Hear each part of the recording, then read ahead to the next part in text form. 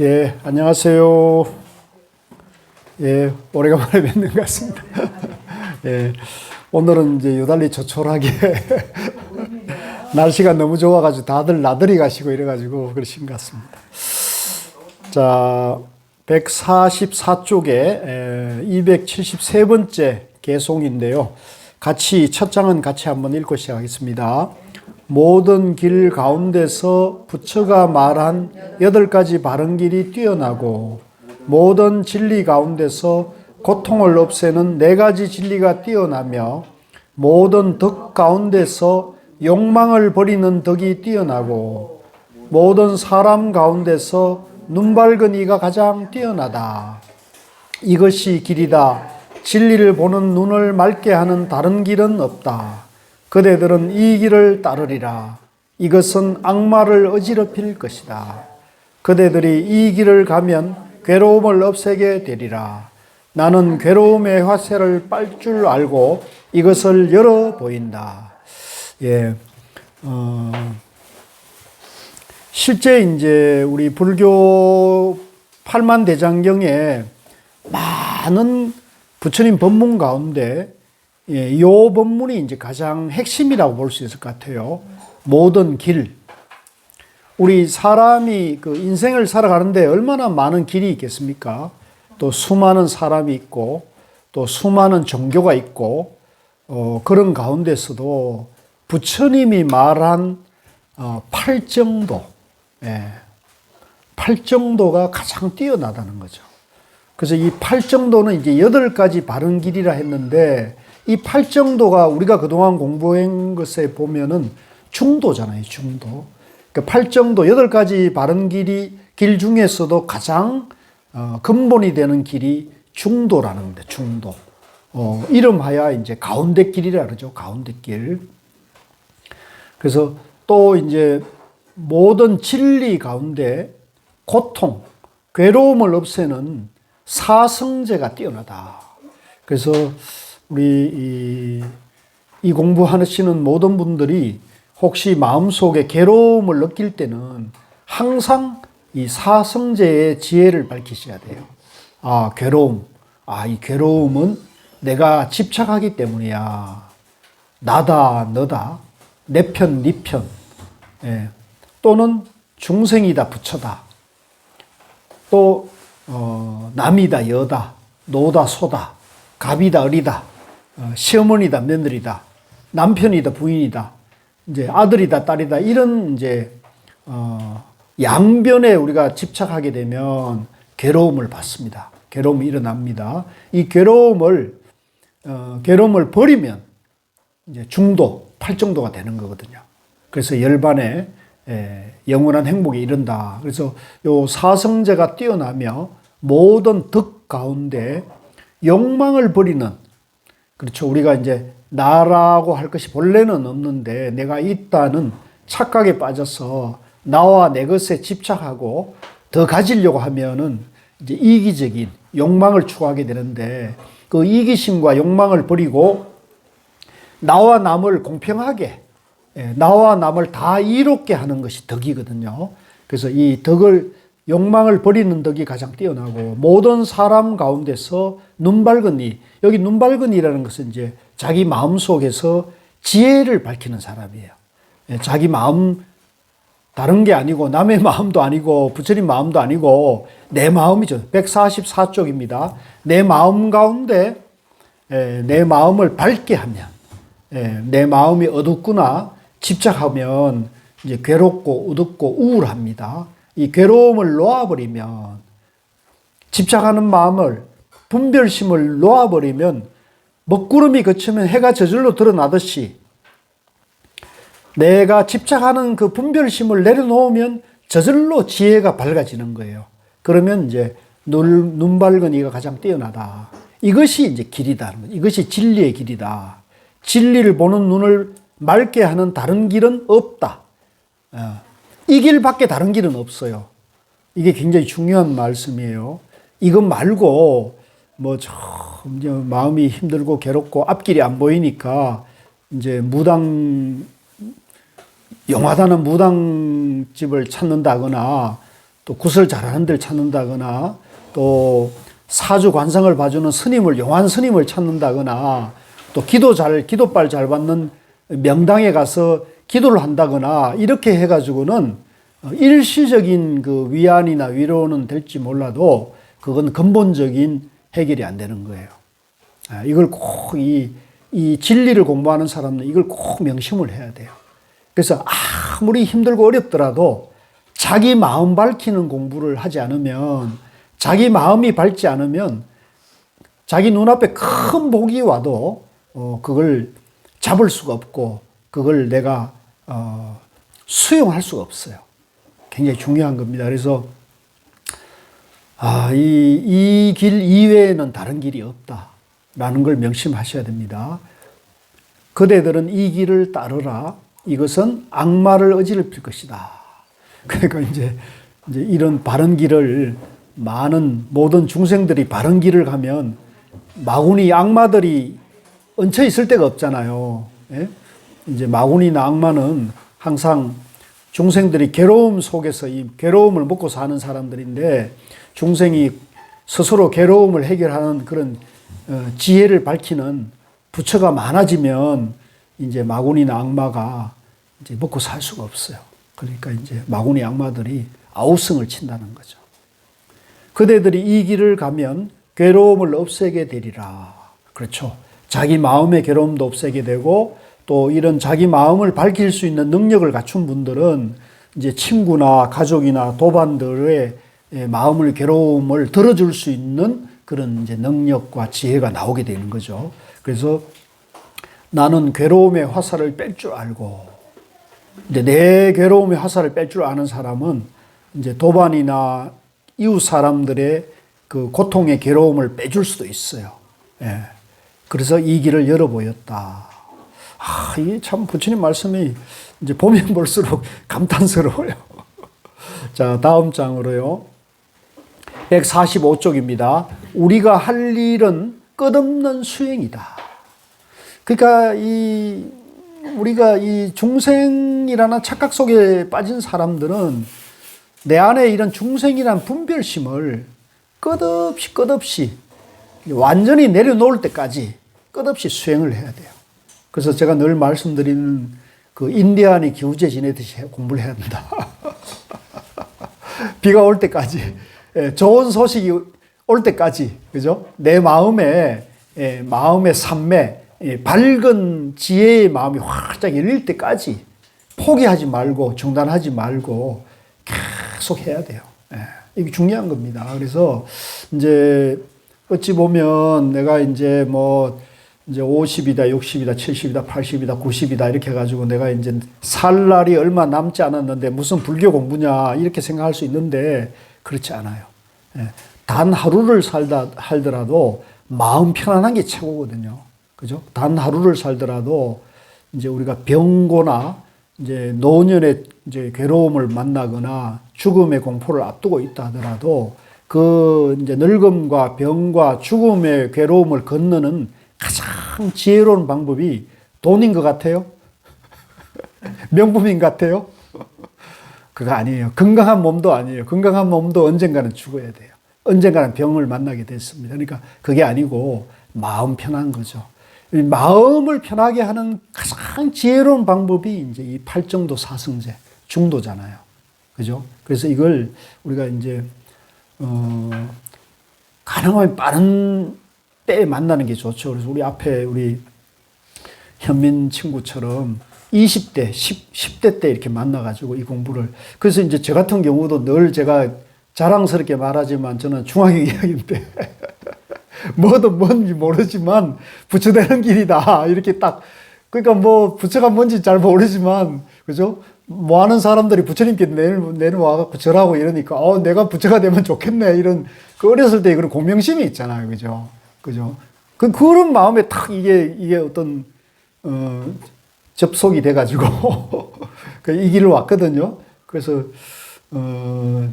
이제 저도 그런 면에서 보면 나이가 지금 60이 되어서 인생의 어떤 최전성기, 저는 지금이 이제 최전성기라고 생각을 하는데, 아주 역시 부처님 가르침, 부처되는 공부가 정말로 위대한 공부라는 걸 말씀을 드리고, 이제 늦었다 하는 때가 빠르다. 그러니까 절대 이걸 포기하지 마시고 매일매일 이제 하루 5분 명상 또 경전 공부를 이제 부지런히 해서 가능하면 규칙적으로 해야 돼요. 이게 규칙적으로 안 되면 이게 이제 들쑥날쑥 하다 보면 이제 나태해지고 게을러지고 또 이제 이런 안일함에 빠지기가 쉽거든요. 사람의 의식이라는 게 귀찮잖아요. 그죠? 그런데 이제 우리가 하루에 매일매일 세수하고 양치질하고 이제 샤워하는 것은 안 하면 찜찜해서 며칠은 참는데 며칠을 못 참으면 샤워를 해야 되는데, 그죠? 마음 공부는 그렇게 하는 사람이 드물다고요. 그러니까 우리가 몸은 그렇게 잘 씻고 잘 건소하고 새끼 먹여주고 하는데 마음의 영양이나 마음을 청정하게 깨끗하게 하는 건 우리가 그동안은 이걸 못 배웠잖아요. 배웠어요? 못 배웠다고요.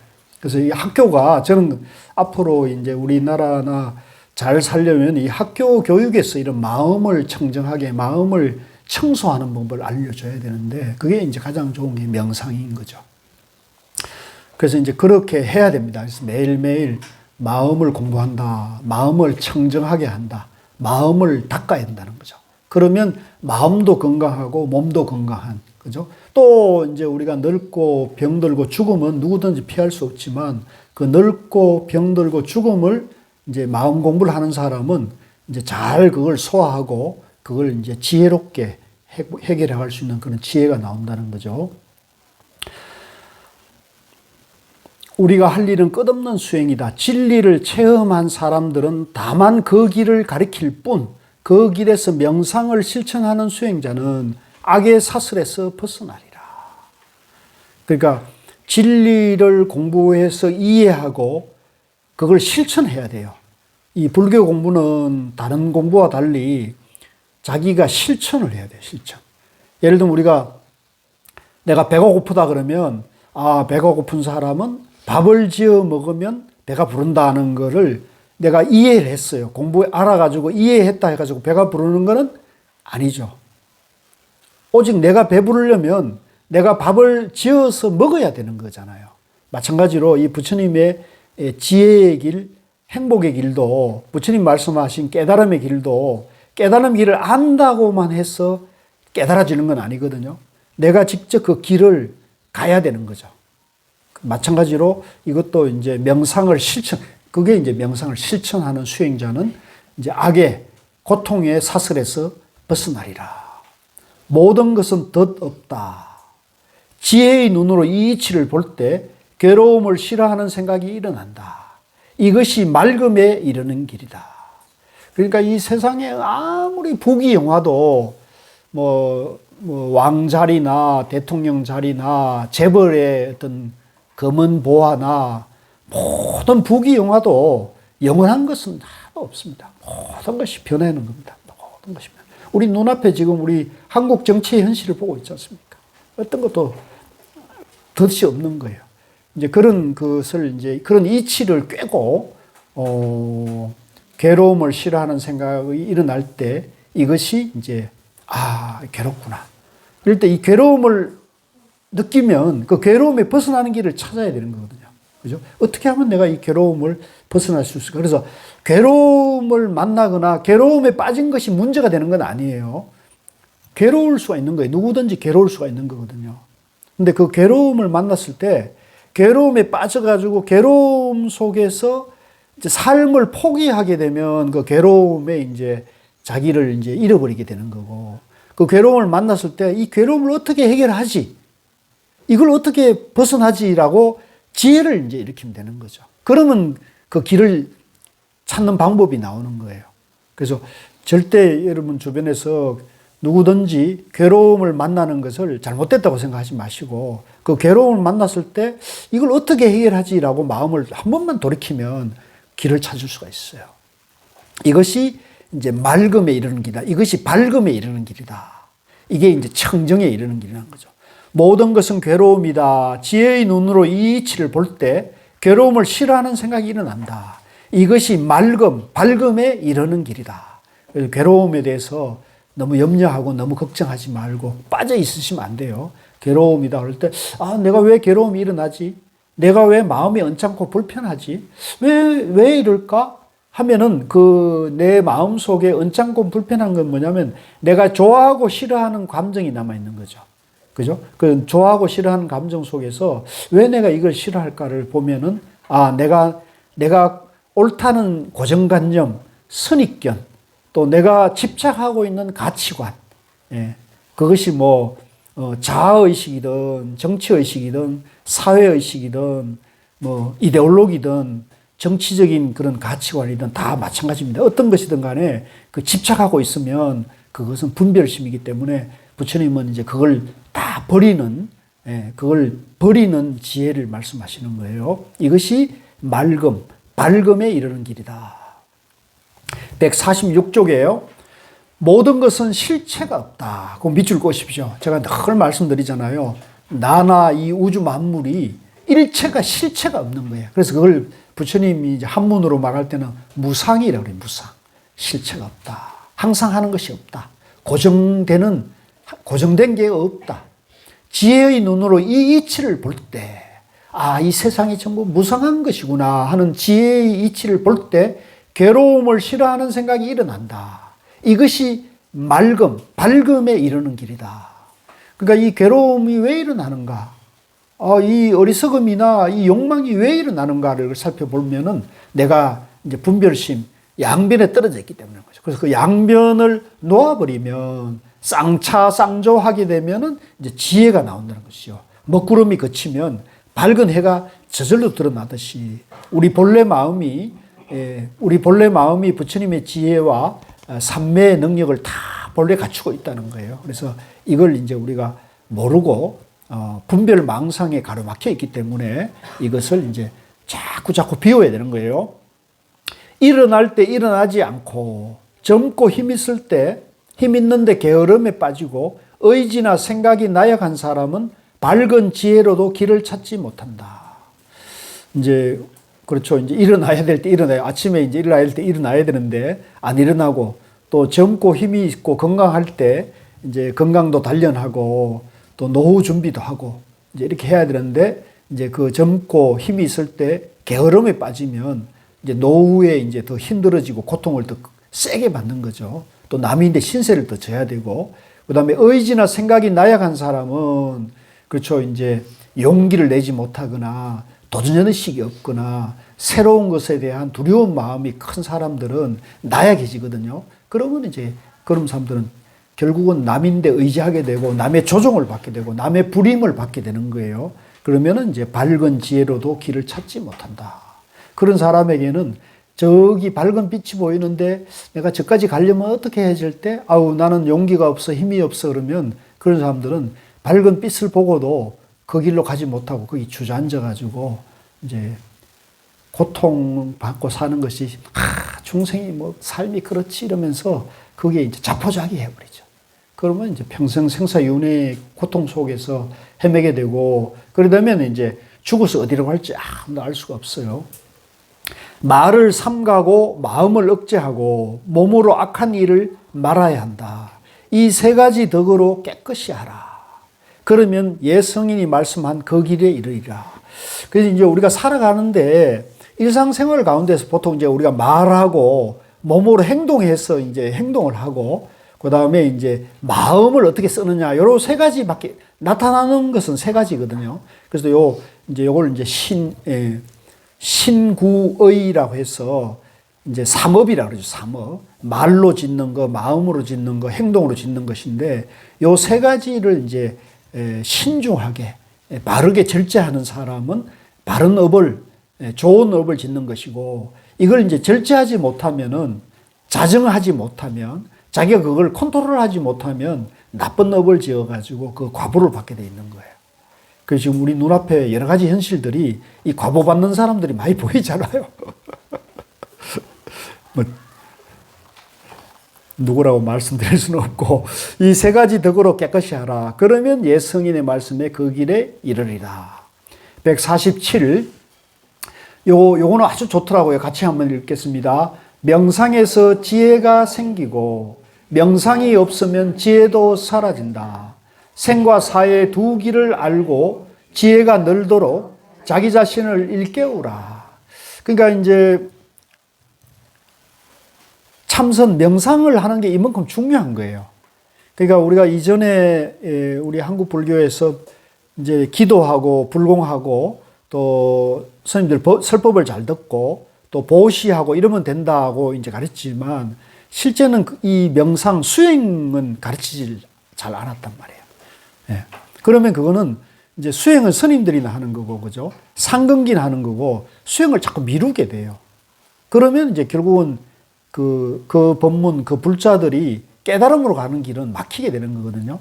이제 여기서 부처님 말씀하신 대로 이제는 세상이 달라져 가지고 모든 사람이 이 자기 완성을 추구하는 시대고, 이제 AI 인공지능 시대이기 때문에 지금 시대에 뭐 요즘은 거의 대학 안 간 사람 없고 문맹률이 100%지 않습니까?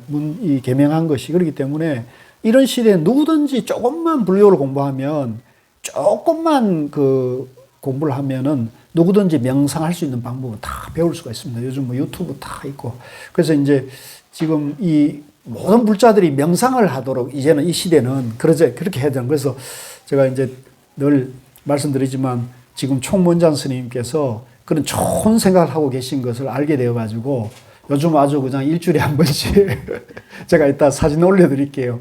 그 총무원장 스님 4층 집무실에서 그 원탁 그 회의 하거든요. 원장 스님이 원탁 회의 그 테이블을 만들어가지고 거기에 이제 이 선 명상에 대한 당신 생각에 이제 전문가들을 이렇게 모아가지고 회의를 이제 일주일에 한 번씩 하고 끝나면 이제 공양도 같이 하고 이러면서 지금 이제 여러 가지 이 명상을 이제 불자들뿐만 아니고 전 국민이 또 온 인류가 이제 명상하는 그런 것을 원장 스님이 원력을 세웠기 때문에 너무 좋잖아요. 너무 좋죠. 그러니까 이 불교가 이 길로 가지 않으면, 이런 과학기술 시대에 불교가 이 길로 가지 않으면 뭘로 불교가 할 수 있겠느냐고 딱 그런 판단을 하고 계신 거예요. 우리가 제사, 불공, 기도로만 우리는 그런 시대는 지났지 않느냐. 그죠? 이 과학 기술의 개명한 시대에 AI와, 그죠? 로봇가 이게 판치는 세절에 기도, 불공으로만 이걸 할 수가 있겠느냐. 이 길로 가야 된다. 이게 우리가 살 길이다. 불교가 살 길이고 부처님이 원래 이 길을 제시한 것이니까 우리 한국 불교가 조계종이 이 길을 가자고 하셔서 너무 좋은데 이거 공감하는 사람이 의외로 많지 않아요. 교수님, 예. 근데 명상하고 예. 참선하는 해서 여기서 말하는 거는 참선을 말하는 거죠. 근데 이제 저희가 이제 선 명상이라고 이제 교수님이 많이 말씀하시잖아요. 근데 저희는 알겠는데 그거 어떤 의미로 어떤 뜻에서 하신 건 아시는데 예. 조금 오해로 생각하시는 분들이 많이 계시더라고요. 또 의외로 선이면 선이지 명상은 명상이냐 헷갈리게. 우리는 어떻게? 그러니까 이제 우리는 이제 중도 공부를 하고 있기 때문에, 그죠? 이제 선과 명상을 둘로 나눠 가지고 보면은 이제 양변에서 우리가 볼 수가 있는 거 아닙니까? 그것도 양변을 보면. 그러니까 그러면 벌써 그분에게는 참선하고 명상이 다른 걸로 주입돼 있지, 알고 계시는 거잖아요. 근데 이제 우리가 부처님이 깨달음이 중도이기 때문에 선이든 명상이든, 그죠? 자기가 이제 자기 존재 원리인 중도, 영기무아를 깨치는 공부, 그러면 이름이 선이든 명상이든 상관이 없잖아요. 예, 그래서 지금 총무원장 스님은 이제 그 얘기를 하고 계신 거예요. 예, 이름이 중요한 게 아니고 이제 부처님의 깨달음을 실천하는, 그것이 선이면 어떻고 명상이면 어떠냐 상관없다. 이제 이런 입장이거든요. 그런데 참선 그러면 이제 불자들 중에서는 이제 참선에 대해서 이해하고 공감하는 분은 좋아하지만은 참선에 대해서 어렵다. 저건 내가 평생 참선할 수 있겠나, 이렇게 참선을 멀리 보는 사람들도 있거든요. 그런 사람들은 불자들 중에서도 참선에 대해서 두려운 마음을 가지고 있고, 또 참선이라면 일반 사회인들은 종교의 벽을 또 많이 느껴요. 예, 저거는 불교에서 말하는 거니까 우리는 길이 다르다, 이렇게 해가지고 그렇게 됩니다. 그러니까 참선 그러면 좋은 길이고, 누구든지 인간이 자기 완성으로 가고 인격 완성으로 가는 최고의 길인데도 불구하고 이제 불교 참선이라는 말을 쓰면은 많은 사람들이 이제 오해하고 진입 장벽이 설정이 되잖아요. 그래서 이제 그러면은 이제 우리가 하고자 하는 뜻이 안 이루어지니까 이제 진우 스님께서는 명상이란, 그런 사람에게 명상이란 말을 쓰는 거예요. 그러면 명상이란 말을 쓰면은 종교가 다르거나 종교가 없는 사람들도 편안하게 받아들이잖아요. 명상 좋지. 누구든지 해야지. 이렇게 받아들이게 하기 위해서 이제 명상이란 용어와 참선이라는 용어를 통합해 가지고 선명상이라는 말을 이제 진우 스님이 새롭게 쓰고 계시는 거예요. 그래서 저는 그 뜻이 이제 충분히 공감하고 이러니까 참 좋은 지혜로운 말씀이다 이렇게 생각하는데 아직도 이제 이런 것이 이제 이해되고 공감되려면 시간이 많이 필요한 것 같고 그래요. 네. 지금도 말씀하신 그대로죠. 예. 조금 오해가 풀렸습니까? 아니 저는 예. 아는데 예. 그렇게 설명해. 그러더라고요. 예. 그렇게 설명을 해봤어요. 네. 예. 예. 그래서 이제 명상에서 지혜가 생긴다. 예. 이거 보세요. 부처님도 여기 명상이라는 말 쓰고 있잖아요. 뭐 이게 뭐 문제예요? 명상에서 지혜가 생기고 명상이 없으면 지혜도 사라진다. 그러니까 우리가 매일매일 우리가 이걸 지혜를 개발하려면 이제 깨닫기 전에는 매일매일 해야 되는 거예요. 깨달아 버리면 이거는 매일 할 필요 없이 명상 지혜로 사는 거기 때문에 24시간 365일 지혜로 사는 거고 못 깨달은 사람은 계속 이걸 닦아가야 된다. 마음을 닦아가야 되는 거죠. 생과 사의 두 길을, 이게 양변이잖아요. 두 길을 알고 지혜가 늘도록 자기 자신을 일깨워라. 매일매일 나바오를 하고 멈추지 말고 공부를 해야 된다는 거죠. 한 그루의 나무를 베는 것에 그치지 말라. 숲을 베라. 번뇌의 숲에서 두려움이 생기는 것이니 수행자들아 번뇌의 나무를 모두 베어 숲에서 벗어난 자가 되어라. 이 말씀도 참 지혜로운 말씀이에요. 이제 우리가 이제 우리 마음 속의 일을 이제 숲으로 이렇게 비유한 거죠. 그러니까 우리 마음 속에 이제 여러 가지 잡념이나 번뇌 망상이 끝없이 일어나거든요. 그러면 이 내 마음 속에 끝없이 일어나는 잡념, 번뇌 망상이 이제 숲풀처럼 무성하게 돼 있잖아요. 그러면 이제 숲이 꽉 막히면은 햇볕이 보이지도 않고, 그죠? 어둡게 되면은 길도 못 찾고 헤매게 된단 말이에요. 그래서 이 두려움을 벗어나려면 나무를 베어야 되죠. 이제 그런데 그 나무를 베는 방법도 가지나 이제 잎사귀를 이렇게 따는 방법이 있는 것이고, 그죠? 나무를 밑둥이를 그냥 싹 잘라바는 방법이 있어요. 그렇죠? 그러니까 이제 저는 이제 그렇게 비유를 해요. 위파사나 명상은 일반 힐링 명상, 위파사나 이런 거는 잎사귀를 따는 거예요. 잎사귀와 가지를 잘라가지고 결국은 나무 밑둥이까지 가는 거예요. 이해하시겠죠? 근데 가나서는 뭐냐면 밑둥이를 바로 치는 거예요. 가지나 잎사귀를 치는 게 아니고 그 밑둥이를 그냥 바로 쳐버리는 거죠.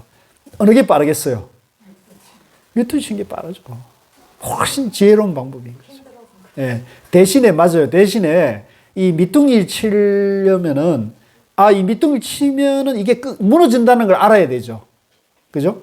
그러니까 이제 잎사귀를 따고 가지를 쳐가지고 이렇게 없애는 사람들은 그렇게라도 나무를 이제 없애려고 하는 그런 마음이니까 그거는 얼마든지 이해되죠.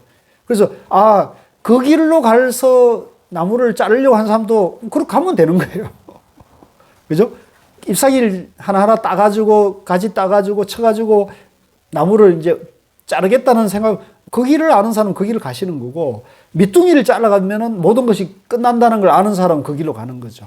그래서 그 어떤 길을 가든 다 그 나무를 없애는 길이기 때문에 그게 좋다 나쁘다 할 건 없고, 이제 다만 이제 빠른 길을 만난 사람은 이제 시간도 절약되고 빨리 갈 수 있으니까 장점이 있는 거죠. 대신에 그 장점이 이제 되려면 힘이 있어야 되겠죠, 힘이.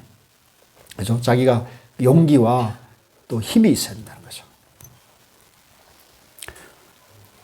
맨 밑에 여자에 대한 남자의 욕정은 아무리 작더라도 끊어지기 전에는 그 사람의 마음을 메어 놓는다. 송아지가 어미젖에 매들지. 이제 이런 건 사실 그 세속 사회에서 이제 뿐만 아니라 우리 인간 세계에서 이제 이런 그 뭐랄까요? 색에 대한, 그죠? 이 집착, 욕망은 이제 뭐 부처님이 얼마든 계속 그걸 경계하고 있죠. 이것은 이제 이런 욕망이 하나만 더 있어도 스님 될 분이 아무도 없다는 얘기를 하죠. 네, 실제 그렇습니다. 148쪽입니다. 자신의 욕정을 끊기를 가을 연꽃을 손에 꺾듯이 하라. 고요에 이르는 길을 찾으라. 대자유에 이르는 것은 부처가 가르쳐 줬다. 그렇죠. 이제 이 대자유, 내 마음의 평화, 지혜는 자기를 다스릴 수 있어요. 자기를 다스리는데 이제 화도 치유해야 되고 또 욕망도 떠나야 돼요. 욕망이 있으면 이게 불씨가 꺼지지 않죠.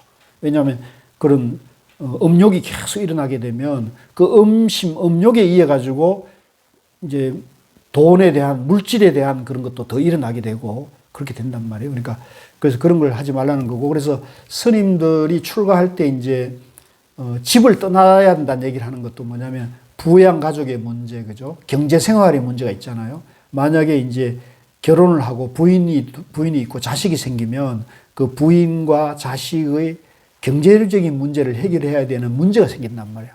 그렇게 되면은 이 진리만 추구하는 게 아니고 생업에 종사하게 되면은 아무래도 그런 이기적인 마음과 이런 욕망을 버릴 수가 없으니까 그것에 대해서는 진리를 바로 갈 수가 없기 때문에 출가라는 이제 조건을 다른 거고, 그것은 이제 욕망과 애착을 벗어나는 것이죠. 그런 길에서 이제 출가 수행자가 중요하다는 거죠. 그 이제 누가 내가 이렇게 활동하면은 왜 교수님은 머리 안 깎았어요? 제가 이제 좀 이따가 사진을 하나 올려드리는데, 지금 이제 총무자 선생님 모시고 사청 회의하는 그 라운드 테이블에 머리 기른 사람이 딱 한 사람이 있어요. 그러니까 우리 식구들이 보고 머리 깎아야겠는데 웃자고 하는 얘기인데, 그런데 이제 저는 어떻게 하다 보니까 그런 복이 없었던 것 같아요. 제가 그런 복이 없었던 것 같고, 대신에 이제 저는 고우 스님이라는 선지식을 만나서 이 가나선에 대해서 이제 눈을 떴기 때문에, 그래도 너지막이 좀 그래 남은 복이 좀 있어가지고 그 라운드 테이블에 머리 기른 사람 한 사람이 딱 앉아 있더라고. 자, 그 다음에 이제 장마철에는 여기서 살고 겨울과 여름에는 저기서 살자고 어리석은 자는 생각하지만 죽음이 가까운 줄 깨닫지 못한다. 어린이나 가축에만 마음을 빼앗겨 거기에 집착한 사람은 죽음이 휩쓸어 간다. 큰 홍수가 잠든 마을을 휩쓸어 가듯이. 그러니까 이제 가족이나 이런 이제 세속적인 그런 관계가 이제 복잡해지면 이제 이 공부하기가 어려워지는 게 사실이에요. 그런데 이제 한편으로는 이제 이런 그 가족이나 세속적인 여러 가지 관계를 지혜를 밝혀서 그 관계를 지혜롭게 할 수 있어야 돼요. 지혜롭게. 그 다음에 이제 149쪽입니다. 자식도 구할 수 없고 부모나 친척도 구할 수 없다. 일가 친척이라 할지라도 한 번 죽음의 신에 붙잡히면 어쩔 수 없다. 그렇죠. 이제 죽음은 누구든지 이제 피할 수가 없잖아요. 이제 심지어는 깨달은 부처님도 이제 그 육신의 열반이라는 것은 이제 당연히 이제 맞이하는 거죠. 다만 우리 중생의 죽음과 이제 깨달은 부처님의 열반의 차이는 뭐냐면, 중생들은 그 죽음을 괴로움으로 받아들이고 깨달은 부처님은 그것을 응당히 내가 가야 될 때에 가는 거라는 거죠. 가야 될 때 가는 것이다. 이 도리를 깨닫고 지혜로운 이는 계율을 지켜 대자유에 이르는 길을 서둘러 밝히라. 그러니까 우리가 이제 늙고 병들어 죽는 것이 정해진 이치인데, 이 늙고 병들고 죽음의 괴로움을 어떻게 해결할 수 있는가 했을 때 대자유의 길이 있다는 거죠. 대자유의 길이 이제 팔정도, 중도, 이제 사성제의 길이니까 이 사성제 중도를 부지런히 공부해서 이제 가능하면 이것을 이제 젊은 나이에 해결하면 좋죠. 젊은 나이에 해결하면 좋아요. 그래서 우리 여기 현민 씨 같이 젊은 나이에 이제 부처님은 28에 출가를 했고 36세 깨달았다고 그러죠. 35, 6세 깨달았다 그러거든요. 그리고 이제 고봉 스님 같은 분은 이제 28인가에 깨달았어요. 우리 중국 송나라 시대에 고봉 선사라고 고봉 선녀를 지으신 분은 28살에 깨달았더라고요. 그러니까 빨리 깨달으면 좋죠. 일단 자기 안에 고통을 해결해서 항상 이제 밝고 지혜로운 마음이 나오는 거예요. 그러면 이제 그 힘으로 다른 사람들을 이제 고통을 해결해 줄 수 있는 그런 능력을 밝히는 거니까. 지금 이제 이번에 이제 제가 여기 흥국사 와서 흥국사가 템플스테이가 이제 꽤 유명해서 주말마다 여기는 이제 자리가 없거든요. 보면 또 그 젊은이들이 거의 대부분 젊은이들이잖아요. 그죠? 그래서 제가 생각할 때는, 이 불교에 이렇게 템플스테이라는 문화에 관심을 가지고 많은 분들이 온다는 것은 젊은이들도 뭔가 불교의 매력이 있다는 걸 보여주는데, 이번에 이제 그 코엑스 그쪽에서 이제 불교 박람회라는 걸 했는데, 거기에 이제 젊은이들이 굉장히 많이 몰려왔대요. 그래서 그게 뭐 힙합 그런 문화 속에서 이제 어떤 개그맨이 그 여러 가지 역할을 하면서 이제 그게 TV에 뉴스에 방송되면서 뭐 그 문 열기 1시간 전부터 줄이 뭐 수백 미터 젊은이들이 줄이 서가지고 장사진을 쳤다 그래요. 그래서 지금 그게 조계종에는 큰 화제예요. 이 젊은이들이 이렇게 고리타분한 불교 박람회에 와가지고 그거 뭐 맨날 염주하고 목탁밖에 파는 게 없는데 거기 왜 이렇게 몰려드느냐.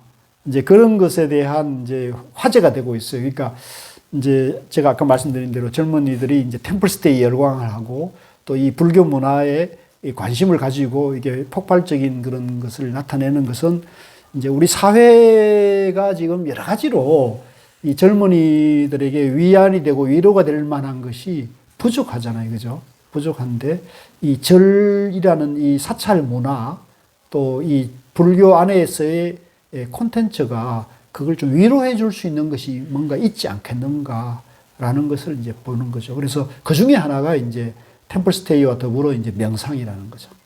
그래서 지금 총무장 스님이 방향을 아주 잘 잡고 계시고 이제 이걸 확산시켜 나가야 되죠. 그래서 제가 이제 어제 그제 이제 여기 공주 한국문화연수회 조계종 연수원에서 1박 2일로 템플스테이를 운영하는 지도법사 스님들과 이제 실무자들을 한 50명 정도 이제 모아가지고 그 선명상 1박 2일 템플스테이 프로그램을 교육을 시켰어요.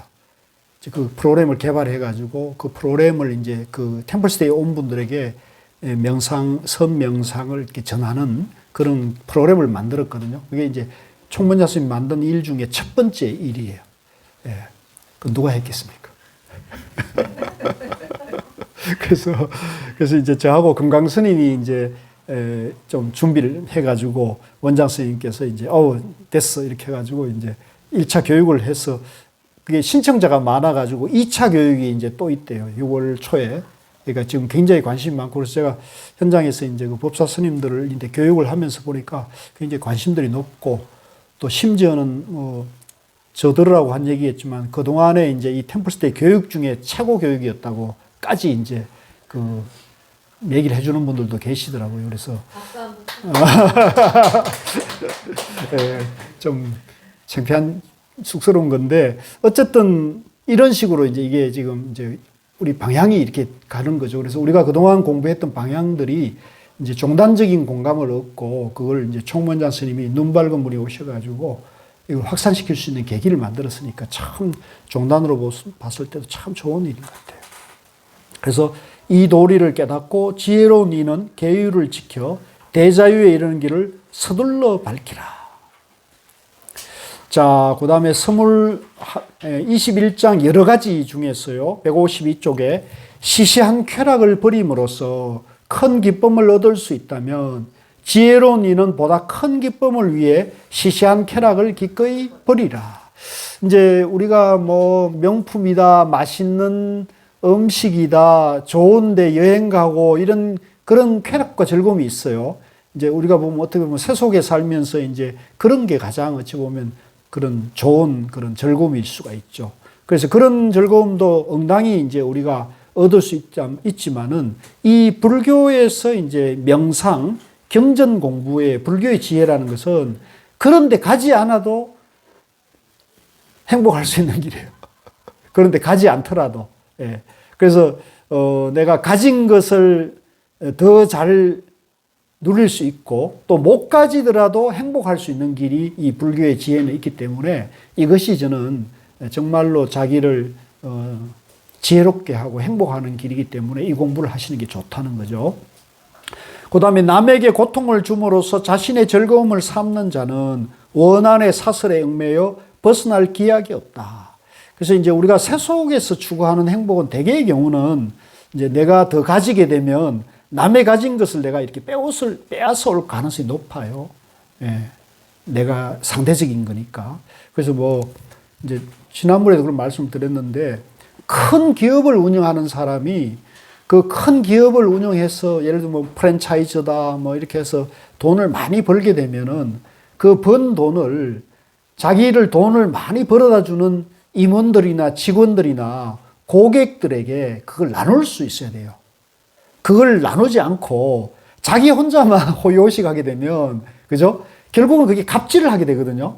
응당히 임원과 직원과 고객에게 분배돼야 될 목들이 있단 말이에요. 그죠? 이 자본주의 사회는 주주 중심의 사회예요. 그죠? 주식회사 중심. 주식회사라는 것은 그 회사에 자본을 투자한 사람들에게 배분을 해야 되는데 이제 이 CEO라는 사람이 그걸 경영하면서 이제 그 주주 자본주의를 왜곡시켜 가지고 자기가 경영권을 가진다 그래 가지고 주주에게 이익을 배분하는 거나 임직원들에게 이익을 배분하는 것을 몇 퍼센트를 예를 들면 자기 위주로 해 가지고 뭐 부정비리 불법적인 행위를 하거나 이렇게 되면은 당연히 이제 그 과보를 받게 되는 거죠.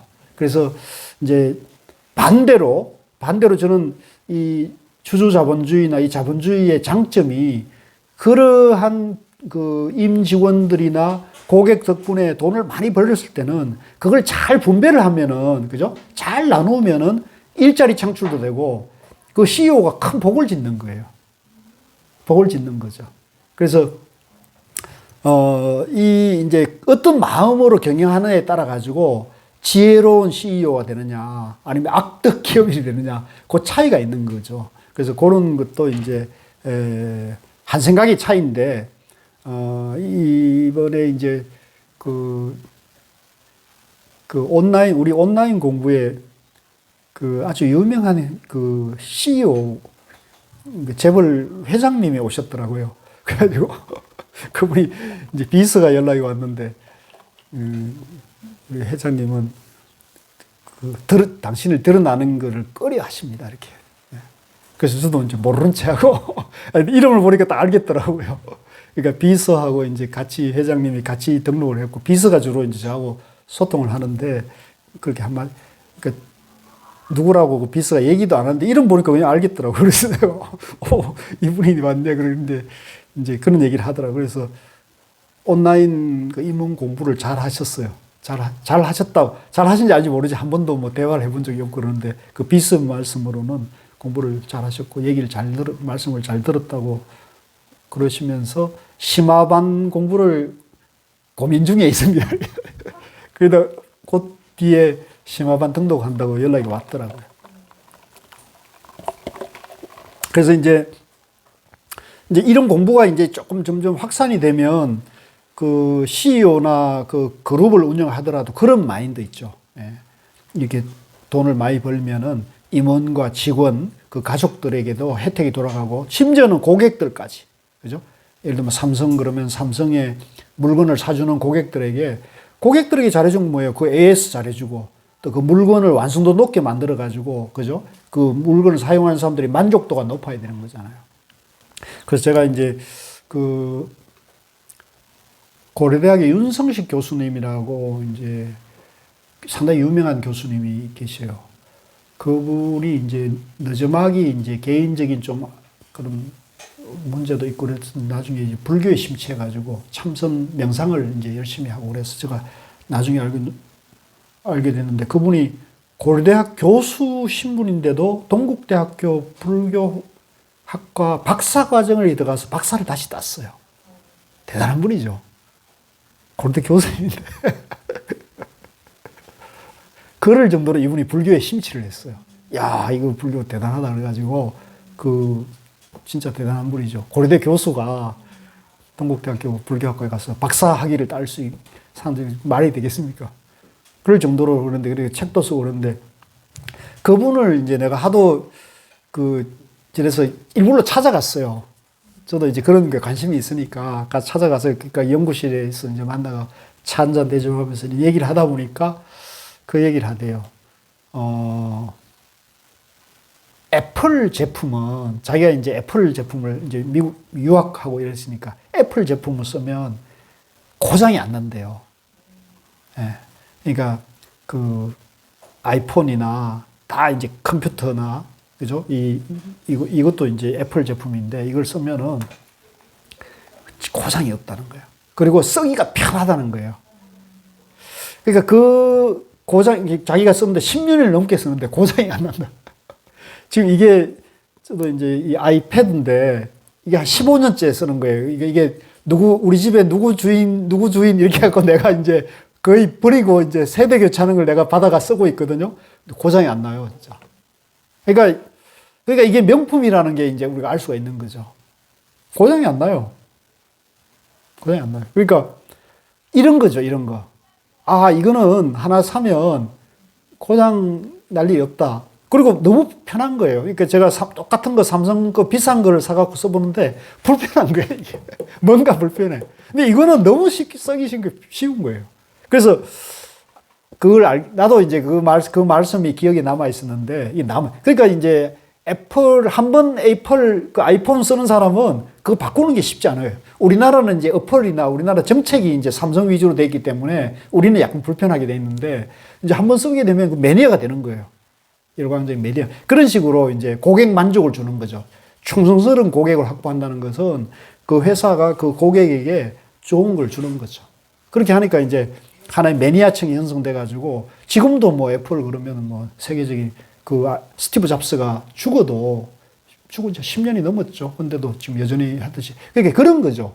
그러니까 그 기업을 경영하더라도 자기가 돈 벌려고 하는 게 아니고 세상에 좋은 물건을 만들어내서 세상 사람들에게 필요한 물건을, 그죠? 명품을 만드는 거다. 우리는 명품을 만드는 거다. 우리가 먹고 살기 위해서 남겨서 장사하기 위해서 돈 벌게 하는 게 아니다. 이거죠. 이게 마인드가 다르잖아요. 그래서 이제 우리 그 선명상 프로그램과 마찬가지. 이게 장사하려고 하는 게 아니다. 세상 사람들을 돕기 위해서, 세상 사람들이 괴로움과 고통을 해결하는데 기여하기 위해서 하는 것이다. 이런 마인드로 이제 하는 거죠. 자, 마지막 밑에 해야 할 일을 소홀히 여기고 해서는 안 될 일을 하면서 교만과 방종에 빠진 사람에게 번뇌는 점점 늘어나간다. 뭐 그럴 수밖에 없죠. 예. 153쪽입니다. 항상 이 몸의 정체를 생각하여 그 덧없음을 잘 알고 해서는 안 될 일을 하지 않으며 해야 할 일만을 꾸준히 하고 생각이 깊고 조심성 있는 사람에게서 번뇌는 점점 사라져간다. 항상 이 몸의 정체를 생각하라 그러는데 이 몸의 정체가 뭐예요? 우리 몸의 정체가 뭐죠? 그렇죠. 중도죠. 중도. 이 몸의 정체는 중도고 실체가 없는 거죠. 실체가 없는 거. 있는 것도 아니고 없는 것도 아니죠. 그런데 우리는 자꾸 있다에 집착하는 거고, 그죠? 또 불교 공부를 좀 잘못하는 사람은 없다에 또 집착한단 말이에요. 그래서 항상 중도로 정견을 세운다. 어머니와 아버지를 죽이고 두 왕을 죽이고 국토와 그 국민을 멸망시키고도 수행자는 끄떡없이 나아간다. 어머니와 아버지를 죽이고 두 왕을 죽이고 다섯 번째 호랑이를 죽이고도 수행자는 끄떡없이 나아간다. 그러니까 뭐 이거는 어쨌든 이기적인 욕망으로 자기 이기적인 욕망으로 이제 이기적인 욕망을 추구하다 보면 부모도 없고 그죠? 왕도 없고 아무도 없는 거죠. 그러니까 우리도 요즘 보면은 가끔 그 재산 싸움 하는 그런 재벌가나 뉴스에 나오는 걸 가끔 보면은 그 부모 형제 뭐 이런 게 없잖아요. 그죠? 그런 것들이 참 처참하던데 그런 것들이 드라마가 돼가지고 또 국민들이 또 그 정서에 나는 그런 게 악영향을 미친다고 보거든요. 그런 걸 보고 또 배우는 거예요. 예? 어떻게 하면 자기 거기 이해관계를 지키고 이런 그 얼마 전에 민법인가요? 그 유류분 그 유산 그 제도가 헌법 불일치 판결이 나와가지고 헌법 위반이라고 저는 그건 공감해요. 그건 잘못된 제도다. 그래서 뭐 그 자기 아이를 낳았는데 그 아이가 자기가 키울 수 없다고 버려버렸는데, 그죠? 버려버렸는데 그 아이가 나중에 아이돌이 됐어요. 그래가지고 떼돈을 보니까 너 내가 낳은 딸이다 이렇게 닫아가지고 그 아이가 죽으니까 내 재산 유산 그게 유리분이잖아요. 네. 엄마의 법적으로 보장된 25%인가요? 몇 프로죠? 40%입니까? 그 크죠. 그러니까 사실은 낳기만 하고 키우진 않고 버렸는데, 그죠? 그러니까 사실 그건 악법인 거죠. 이게 부모라는 그것만으로 해가지고 그렇게 하면 안 되는 건데, 이제 마찬가지로 이제 자식인데, 이제 부모 봉양도 안 하고, 그죠? 부모를 오히려 학대했던 사람들이 이제 부모가 주게 되면은 부모가 유산을 일로 주라 했는데도 불구하고 그 법에 근거해서 내 지분을 내놓으라고 할 수 있는 법적인 근거가 거기 있었던 거잖아요. 악법이죠, 사실은. 예, 그런 것들은 이제 오히려 부모를 잘 모시고 자기 가족이 아니더라도, 그죠? 설사 자기 피가 섞이지 않더라도 그분을 잘 노후에 잘 살피고 자식처럼 그런 분들이 있을 수 있기 때문에 그런 것에 대해서는 그런 것 저는 마땅히 그래야 됩니다. 그 다음에 여기 밑에 이제 5번째 호랑이는 이제 탐욕, 성냄, 우울, 운회, 의심, 이게 이제 5번째 호랑이라 그래요. 그러니까 우리 마음속에 이런 게 있어요, 항상. 우리 마음속에 욕망과 화, 우울하고, 그 다음에 이제 어리석고, 의심이 있죠. 이걸 이제 내 안의 호랑이인데, 이걸 이제 죽이고, 이걸 비우고, 이제 끝없이 나아가야 되는 거죠. 154쪽에 부처의 제자들은 언제나 깨어있고, 밤이나 낮이나 부처를 생각한다. 그러니까 이제 이 정진하는 수행자는 항상 깨달음을 목표로 가야 되는 거예요. 깨달음 이외의 그 욕망이나 이제 재산이나 또 명예나 이런 것에 대해서는 한눈 팔면 안 돼요. 한눈 팔기 시작하는 순간에 이제 이게 업을 짓게 되는 거예요. 부처의 제자들은 언제나 깨어있고 밤이나 낮이나 부처의 가르침을 생각한다. 부처의 제자들은 언제나 깨어있고 밤이나 낮이나 부처님의 성단을 생각한다. 그래야 돼. 그래서 우리가 여기서 불법성, 이 삼보에 의지한다는 거예요. 그래서, 약간 이제 지금 고민이 되는 게 이제 총무사님 선명상 얘기하면서 불교라는 용어에서도 좀 벗어나자는 얘기를 하시거든요. 그래서 이제 그 말씀은 이제 충분히 공감이 되는데 저는 그래도 머리 기는 사람이지만 이 불교라는 이 불법성 삼보, 특히 출가자가 나와야 이 불법이 제대로 전성이 될 수가 있잖아요. 지금 출가자가 급감하고 있는데 이제 출가하는 분들에 대해서 예우하고 존중하는 그런 문화를 만들어줘야 되는 거거든요. 그리고 그것이 가장 행복하고 잘 사는 길이라는 것을 이제 깨우쳐주고 이제 알려줘야 되겠죠. 155쪽에 부처의 제자들은 언제나 깨어있고 밤이나 낮이나 육신의 덧없음을 생각한다. 부처의 제자들은 언제나 깨어있고 밤이나 낮이나 불살생으로 그 마음이 즐겁다. 부처의 제자들은 언제나 깨어있고 밤이나 낮이나 명상으로 그 마음이 즐겁다. 그래서 이제 명상하고 또 계율을 지키고 또 게으르지 않고 이제 그런 것이 이제 즐거운 삶이 된다는 거죠. 영원한 행복을 가는 길이라는 거죠. 156. 출가의 생활은 힘들어 즐거움을 얻기 어렵다. 집에서 사는 것도 힘들고 괴롭다. 마음에 맞지 않는 무리와 사는 일 또한 괴롭다. 무엇을 찾아 나서도 괴로움을 만난다. 그러므로 방황하는 나그네가 되지 말라. 그러면 고통에 떨어지지 않으리라. 그러니까 이제 출가라는 것을 뭐 저도 출가를 안 해봐서 모르지만은 이제 출가라는 것은 어떤 애착과 집착 또는 뭐 핏줄, 세속의 어떤 인연으로부터 이걸 이제 끊는 그런 용기와 결단에서 이게 나오는 거거든요. 이제 그런 것이 이제 그걸 끊을 수 있으면 이제 자기 안의 괴로움이나 욕망도 끊을 수 있는 그런 용기가 나오겠죠. 예. 그런 마음으로 방황하지 말고 끝없이 정진을 해야 됩니다. 믿음이 있고 덕행을 갖추고 명성과 번영을 누리는 사람은 그런 사람은 언제 어디서나 존경을 받는다. 그렇죠. 이제 자기 마음이 부처라는 걸 믿고 부처님 법을 믿고 또 그런 마음으로 청정한 덕행을 행하는 사람은 이제 주변으로부터 이제 존중을 받을 거 아닙니까? 찬양과 존중을 받게 되면 그런 사람은 이제 언제 어디서나 존경을 받는다. 반대로 이제 그렇지 못한 사람은 이제 손가락질을 받고 지탄을 받는 거죠. 그죠? 그러면은 이제 그런 사람은 살아있어도 지옥 가 있는 거나 마찬가지가 되는 거죠. 어진 사람들은 히말라야처럼 멀리 있어도 빛난다. 못된 사람은 밤에 쏜 화살처럼 가까이 있어도 보이지 않는다. 이게 무슨 말이지? 못된 사람은 밤에 쏜 화살처럼 가까이 있어도 보이지 않는 사람. 이제 지혜롭고 어진 사람은 아주 멀리 있어도 빛이 난다는 거죠. 누구든지 안다는 거고, 이제 악덕한 사람, 악덕한 사람은 악행을 하는 사람은 음흉하기 때문에 숨어 있어가지고 아무리 자기를 드러내려 해도 그죠? 드러나지 않는 거죠. 이제 그 얘기를 하는 거네요, 그죠? 어둠 속에 묻혀 어둠의 세력이 되는 거죠. 그 다음에 157쪽. 홀로 앉고 홀로 눕고 홀로 다녀도 지치지 않고 자신을 억제하며 숲속에서도 홀로 즐기리라. 그러니까 이제 무소의 불처럼 홀로 가라는 부처님 말씀이 계시듯이 지혜와 진리의 길을 가는 사람은 홀로 가더라도 지치지도 않고 홀로 가더라도 즐거울 수 있는 거죠.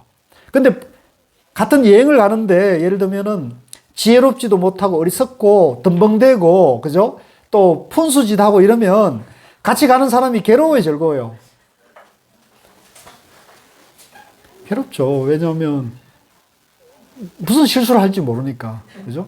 예를 들면 아침 7시에 먹고요. 8시에 버스 타야 됩니다. 그러는데 이제 7시에 이제 밥 먹으러도 안 오고 8시 돼도 버스 출발하는데도 안 오고 이러면 힘들죠. 또 버스 출발해 한참 가는데 아이고 호텔에 뭐 놓고 왔다 돌아가야 된다 그러면 엄청 민폐를 끼치는 거죠. 그러면 이제 여행길이 행복할 수가 없는 거예요. 그러니까 마찬가지로 이 구도의 길도 똑바른 참된 그런 지혜의 그 발심납자들이 같이 가야 되는데, 그거 가니까 좋다 그러더라.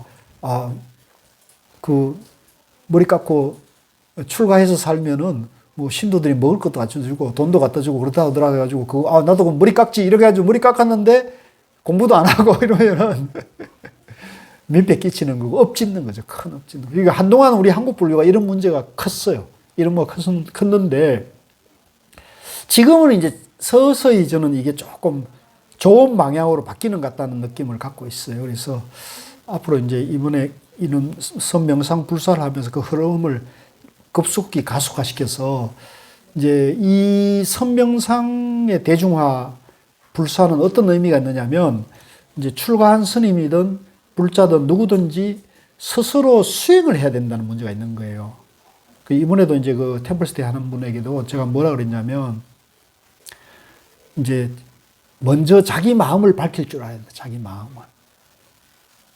그 템플스테이 온 사람에게 명상을 가르치려면 자기가 먼저 명상하는 법을 알아야 되잖아요. 명상이라는 것은 결국 내 마음 속에 삿된 생각을 버리는 훈련이잖아요. 욕망을 버리는 거란 말이에요. 분별심을 버리는 거잖아요. 이걸 자기가 먼저 할 수 있어야 되는 거죠. 자기 마음 안에, 자기 안에 짜증과 화, 분노를 버릴 수 있는 그런 그 훈련, 연습, 공부가 돼야 그걸 전해줄 수 있지. 만약에 자기가 그런 체험이 안 된 상태 하게 되면 앵무새처럼 하기 때문에 그걸 듣는 사람이 금방 알아차린다고. 저분이 자기 체험의 바탕에서 얘기하는 거구나. 저분이 남 얘기를 하고 있는구나. 그걸 눈말로 사면 금방 알아채죠. 그래서 이제 그러기 때문에 지금 이렇게 명상이 이제 대중화되고 조계종 안에 이제 보편화되면 될수록 스님들도 공부를 안 할 수가 없는 거죠. 안 그렇겠습니까? 조금 이제 명상하는 불자들이나 명상하는 사람들이 늘어나면은 이제 누가 이렇게 법문하거나 앞에서 뭘 하는 얘기를 딱 들어보면 아, 저분이 자기 체험에 바탕한 얘기를 하는구나. 아니면 책에 있는 얘기, 부처님 경전에 있는 얘기나 하는구나. 이런 걸 금방 알아차릴 거 아닙니까?